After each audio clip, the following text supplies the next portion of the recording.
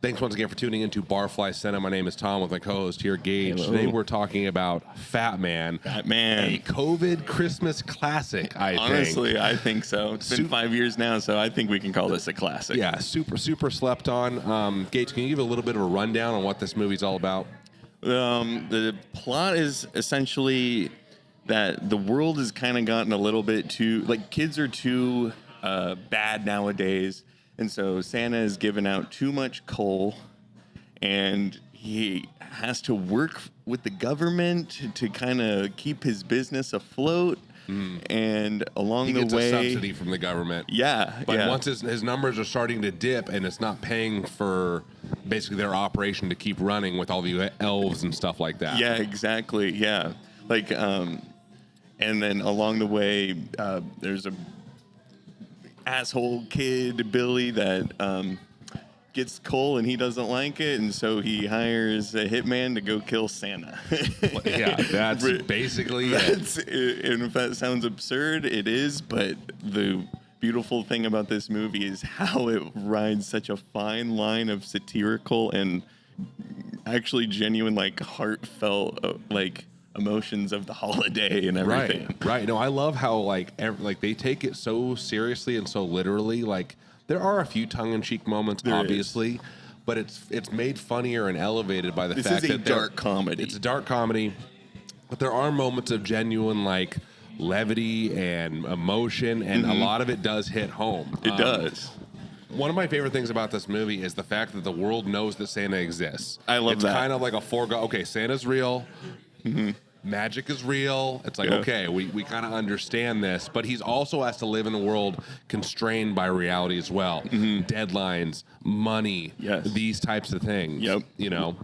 Yeah, like, he just drives a red Ford around. Like, he's kind of just seems like a normal guy in a sense. Like, I love that aspect of this film of, like, how grounded it keeps the magic. It's kind of like on the outskirts of things, like little subtle things of him, like walking out of the room and then all of a sudden he's all dressed up and things like that. There's like little subtle touches of that, and like Mrs. Claus's obviously amazing cookies and things like that, and then how the elves just only live off of sugar and basic carbs. What is it like to, like, we take 4 15-minute naps a day or something like that? Yeah, we take like 8 20-minute naps. That's what it is. That's what it is. That's what keeps us going simple indefinitely. Simple carbs. But if we gave you guys some protein, you'd just shoot up like bean sprouts or something. I know.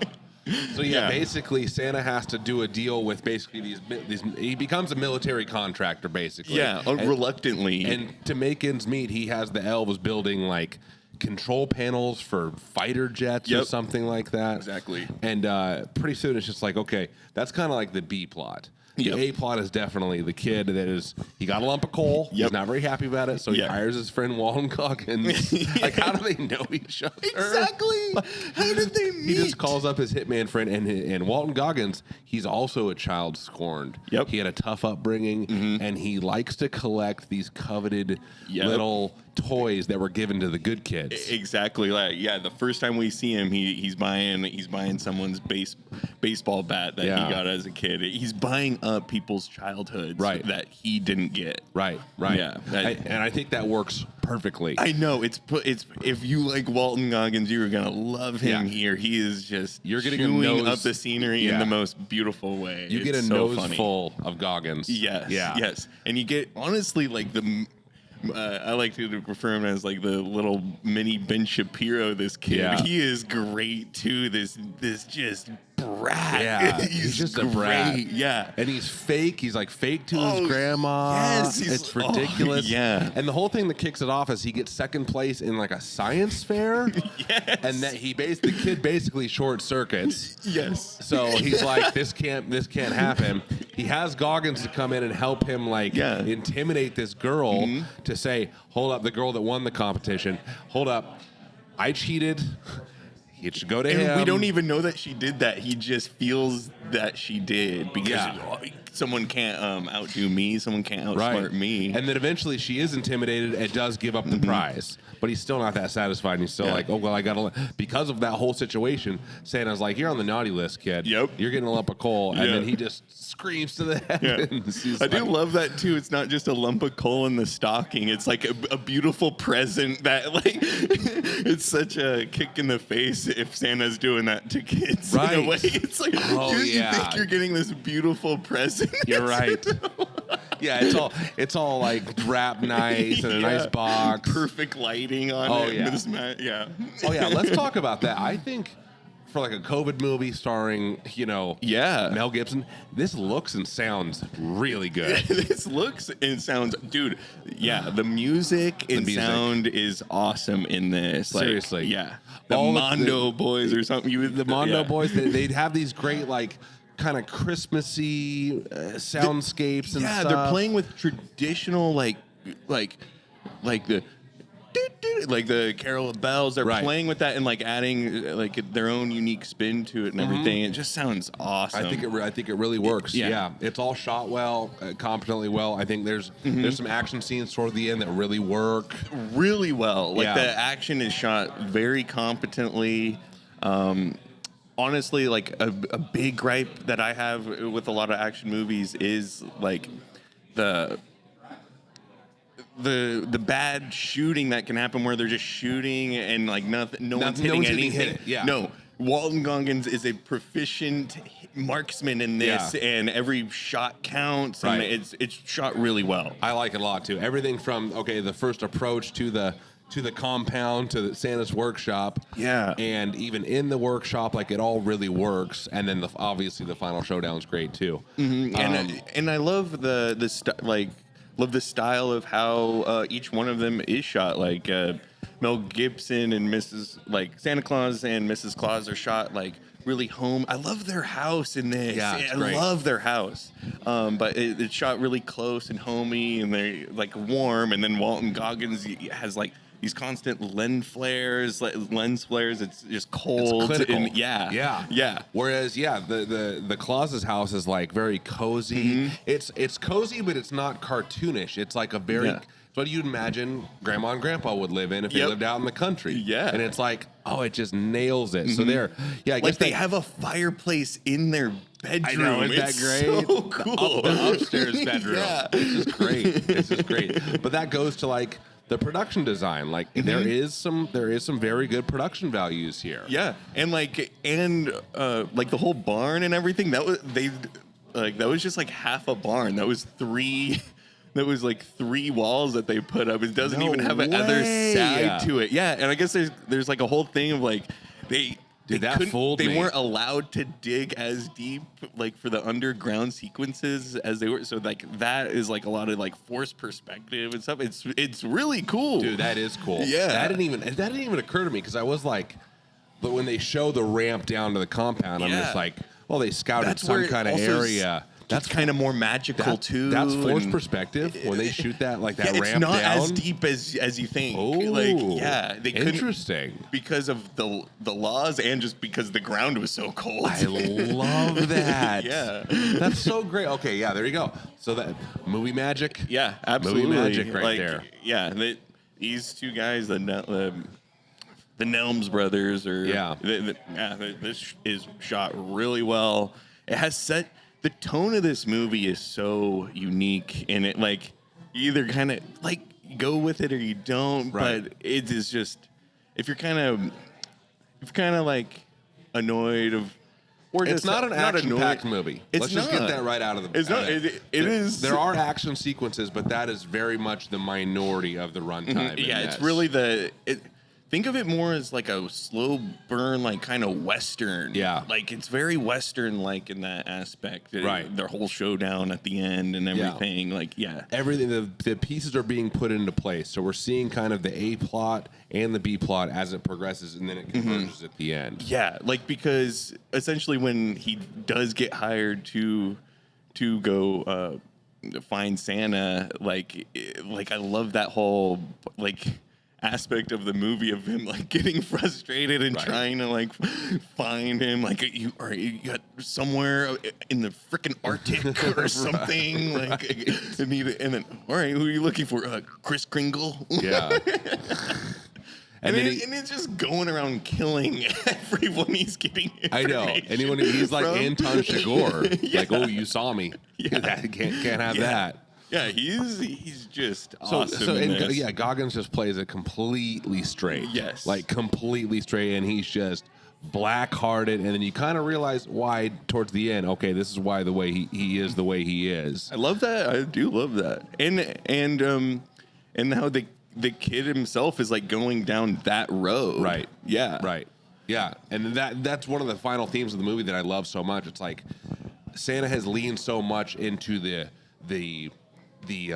rewarding, but he hasn't leaned into the punishment. Yeah, the carrot and stick thing. I like this carrot and stick Santa. He realizes He's like, well, I haven't been myself lately, and now I'm going to be a little bit more proactive with kids like you. And because he basically feels like he let Goggins' character down when he was young. I know, because when he says I'm sorry, son, there are limits to what I can do. Like the acting is so good. Like you see it in his face. Gibson has like 4 or 5 moments that are so good. Seriously. So good. And you see the guilt in his face of like how he feels bad that there. All right, so essentially, Goggins' character was like grew up in like an abusive home and everything. Yep.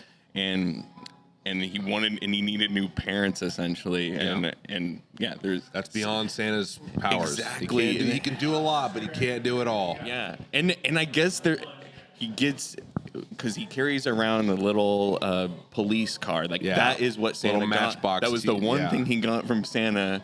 And then I guess after that he must have went down the obvious bad path that he does. Right. And right. I just love that the look of regret and guilt that Santa has, and he's like, there are limits to what I can do, but I'm going to start taking a more proactive approach, and in a way, it's for the betterment of.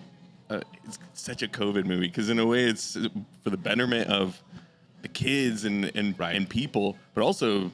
I got to keep my business afloat. Yeah, I better get my ass out there and get more proactive at this thing. Right, and I'm losing my mojo. I think that totally. I think that totally works too. It's like, okay, we're proactive. Yeah. We're going to get things going again. We're going to whip these kids into shape. Basically, is what he's trying to say. Yeah, because he gets messed up there at the end, and like almost dies. It's because how I interpret it, you need that spirit of Christmas alive to keep him alive, or he won't be able to, rejuvenate or anything. I was definitely getting that vibe too. Yeah, it was like, okay, if the Christmas spirit goes down, Santa goes down too. He at least loses his magic.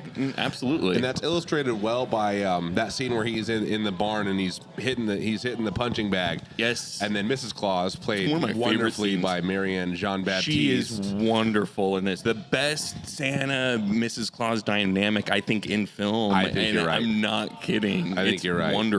But yeah, she brings out these basically dossiers of these kids that he'd gotten gifts for once upon a time, and they all made they're adults and they made things happen in their lives, and it kind you can kind of see it in his eyes. It gets me. So there you go. So wonderfully done. So for this goofy movie about Santa being hunted by this guy, there are these moments of like, oh man, that is like kind of touching. When he's talking to the elves about how we're gonna have to start working with the government and everything. You see it in their eyes, and he doesn't want to do this reluctantly. He's doing it completely reluctantly. And I guess like that is the scene that completely sold Mel on the script. He's like, all right, I know this. I get this tone and everything. And it's funny because that scene has always stuck out to me of like, damn, you're really bringing it in this little COVID movie. Santa movie. Yeah. It's ridiculous. Yeah, this movie is...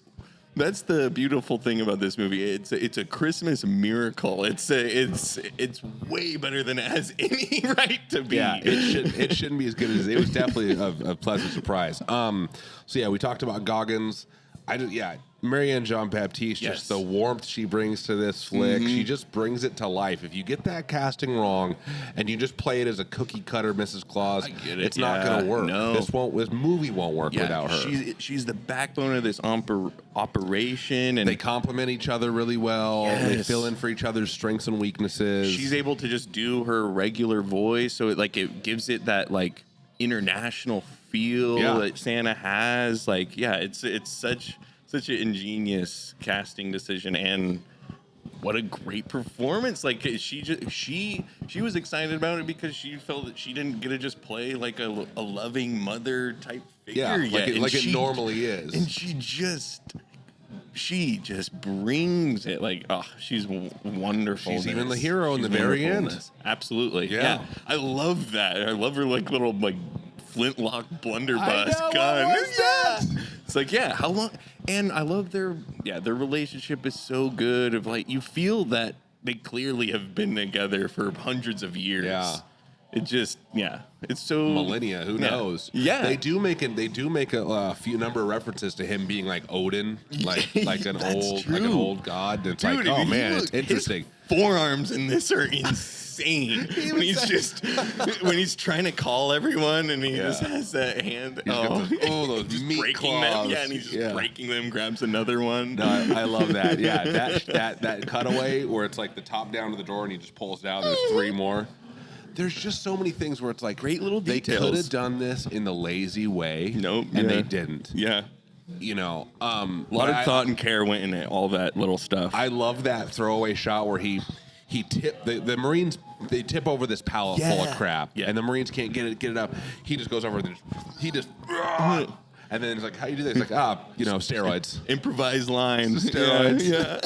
Just perfect. Oh, man, it's perfect. So I do like that. I like how Santa is kind of the overseer, and he has a good relationship with the elves and all that. Yeah. And then he learns to work with it with the military and all that. So I think that all works. It really does. This is a story of Santa getting his Christmas spirit back. Right. Yeah. It is. And it's like, maybe it was just too dour in 2020 with what we were all going through, but it's the perfect. I wish I would have seen it then. Yeah, it would have given me a little Christmas spirit. Absolutely, it really will. It really, really will. So yeah, I think that the idea of a carrot and stick Santa Claus works. When he starts become Santa and Krampus, he's like, all right, I'm gonna be both. And it's just perfect. Yeah.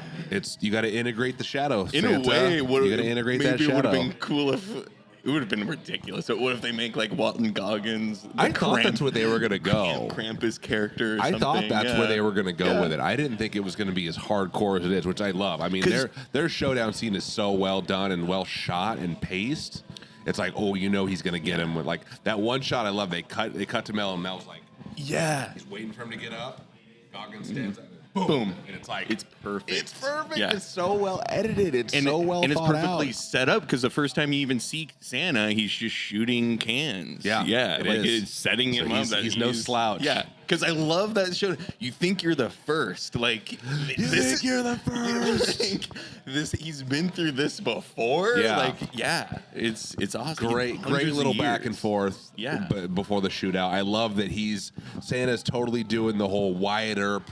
Absolutely, yeah. Just 2 different kinds. Yeah. And Goggins just is like decked out in this, just like he's all white. He's got the M16 or whatever. He's got that AR, and it's just and his hamster in this. He has the hamster works. Yeah, he loves the finer things in life with his coat, and he got his hamster. Yeah, he's like, I don't want to. He's going. I love that scene. Before he gets to the nice coat, he's like. It's like duck. Yeah. He just got something negative to say about everything. Green is lame. Too many sticks. So yeah, I do feel like they do a good job of setting up. Oh, he's a threat. Like this dude is absolutely no joke. Yeah, Yeah, like when because Christmas Day and he's just at the shooting range, just doing it over and over and over again. Yeah. It's crazy. trying to get his mojo back because he's frustrated that he can't find Santa. Like, that was a good line when he was leaving the post office. He was like, he throws like Santa's still driving that green, and then green he Chevy extracts a little information. Boom. Perfect. I loved that. I loved that. And then when Santa comes back, there's someone looking for you. Oh, up almighty government type. It all kind of dovetails nicely. I also like the trope of Santa knows everybody in the movie. Me too. Yeah, I love that. Yeah, the first time you see that when at the bar and the bartender and like this guy are flirting, hooking up, and then he's like a truck driver or something. He's on the road. How you doing, Mike? And just, how do you know me and stuff? Yeah, and it's like, well, I think if you keep driving, you probably meet your family for the holiday. And I know Sandy doesn't value the marriage like you and me do. Yeah, right? Our marriage was like you and I do, right? It's so perfectly done. Yeah, I love that you want a Johnny Carson is just a shot with an Alka-Seltzer. Oh, I know. What is that? I never even heard of such a thing. I feel like Mel Gibson has had lots of those for real in his life. He's probably got full blown chronic heartburn. Yeah. But yeah, I love the subtle like world building in this. Like you even know he's magical. Like just when he goes out to deliver presents, like kids are shooting up at his sleigh and he gets shot, and he's like, it'll heal how it usually does. Yeah, so it's already setting that way. He is like magical. I love that. I love that shot where because sometimes you might forget with how grounded the movie is. It has to remind you subtly that no, it's actually magical still. It was a great shot. This is Santa. He's like repairing the sleigh. He takes off the bottom piece and he holds it up. You can see the light coming through the bullet holes. He's like, damn, dude. Yeah. That's brutal. I know. What else? Man, there's just so much to like about it. It's such a.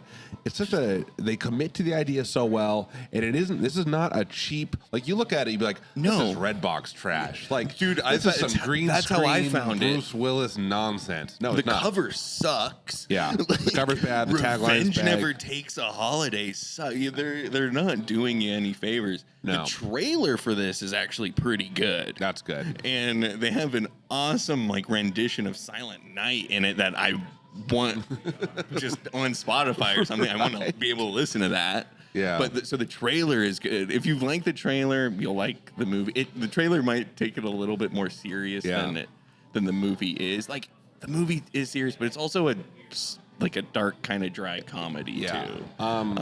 Just be aware it's not action packed. No, there's a lot of Walton Goggins driving around. We love our classics, but it's like you can watch A Christmas Story so many times. You want something different, and a lot of Christmas movies suck. Yeah, you're gonna get it. This is not one of them. This is a very unique one, and it's worth your while. It is worth your while. Honestly, you're gonna either love or hate it. I'd take the chance. Yeah, take the chance. I mean, if you were really hung up on Mel Gibson, this probably isn't gonna turn you. Yeah, but he does give a pretty good performance. I will say that he gives a good performance. I know, even after his whole thing, and Marion Jean-Baptiste is Mrs. Claus in this. However you feel, she's worth the price of admission alone. She's so good. She's so exactly. Good.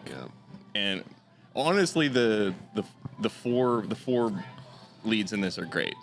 Mel is awesome. Marianne is amazing. Walton is amazing, and the kid is great. Works. He's a little punchable. Shit. He's got a punchable face. Oh yeah, and he gives a good performance. He too. does. He does. Yeah, it's a perfect brat. So at the very end, we'll just tie this in. The kid's grandma finds out that he's been stealing checks from her or passing checks off. So he's like, "What am I gonna do? Kill grandma." Yeah. And then put a bunch of fentanyl in her milk. Jeez. Oh my gosh. Going hard in the paint. Which I guess was an improvised line too when Mel was just like, fentanyl, that'll do the trick. He just added that in there.